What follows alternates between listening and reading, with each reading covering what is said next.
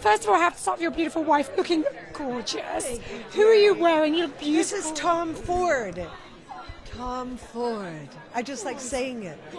Yeah. You always feel good when you're wearing Tom Ford, right? Exactly, right? It's got nothing bad about Tom Ford. A little date night on a Sunday for the two of you. Exactly. I'm the date. Lucky you, Tom. I'm the plus one. I get dinner and a show out of this thing. I'm the governor. I'm the gov. It's the Governor's Awards.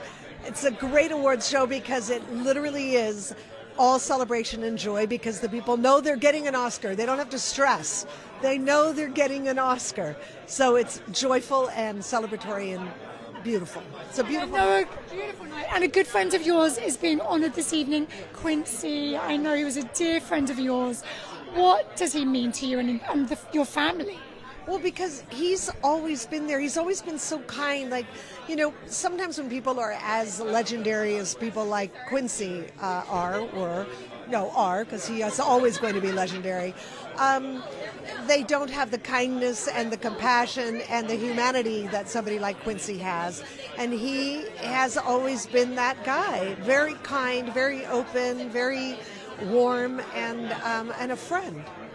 How are you, Tom? What are your fondest memories of Quincy? I have a lot of vinyl. I have a lot of LPs, and there's other people's names that might be bigger on the album jacket, but Quincy Jones's name is on that as well. As an arranger, just as the musicology behind it goes back to deep in the 1950s, that man was American music in a way. And it's been wonderful, I think, to see in the later years, the last 3-4 decades, Quincy Jones has become Quincy Jones. But prior to that, he was the backbone of an awful lot of orchestrations and an awful lot of records. We see you looking younger. We see the younger Tom in here. How fun was it to see yourself young on the screen? And for you, Rita?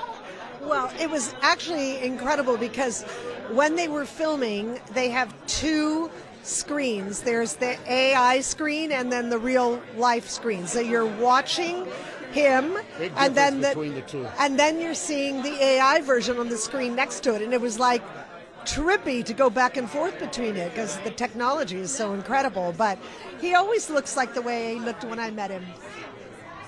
Don't go rolling your eyes. You are a dear, sweet lady. Your eyes. Come on now. Tom, was that freaky seeing yourself, like Rita said, like the AI version? And what was that like for you? I mean, it's a fascinating tool that's used. I think we all felt like we were in the midst of this brand new film technology. It's kind of like being in VistaVision or CinemaScope for the first time, but it's just a whole different way in order to tell a story, a brand new cinematic tool. That was the most exciting part of it. Everything else was like, holy cow, the thing works on top of that. That was exciting. We've got Barbara and Michael right next to you, the Bond producers, who are also being honoured this evening. Yeah, so, great. Yes, lots of honorees here this evening. Who do you think would be the perfect new James Bond? Oh, the perfect new James Bond. Really? Are we going to weigh in on this? Do we get to vote? Rita Wilson and Tom Hanks' opinion. I always felt that Idris Elba was the next one to come down the pipe. Right. That would be great. But I think even he's tired of hearing that. So I'm trying to think. I wouldn't mind seeing a female James Bond. Just who says that there can't be a James Jamie Bond? Bond, Jamie. No, just James. Just James. That would work? Yeah. All right. Okay. I'm game. Cool. Any actress that springs to mind? I wouldn't mind seeing a Charlize Theron as a female James Bond. I think she could be a very big badass. Can you say badass? Can you? Okay. Especially you, Rita. You can say anything. So good to see you both. Bye, Terri. Thank you so much.